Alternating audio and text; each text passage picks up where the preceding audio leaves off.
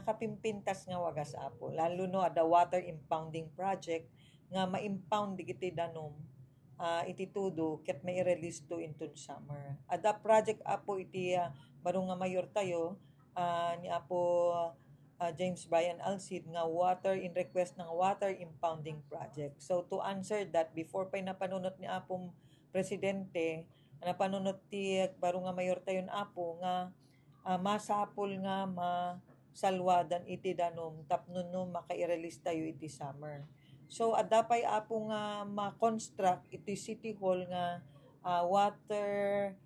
rainwater harvester facility tayo kadetoy nga umay nga panpanawen.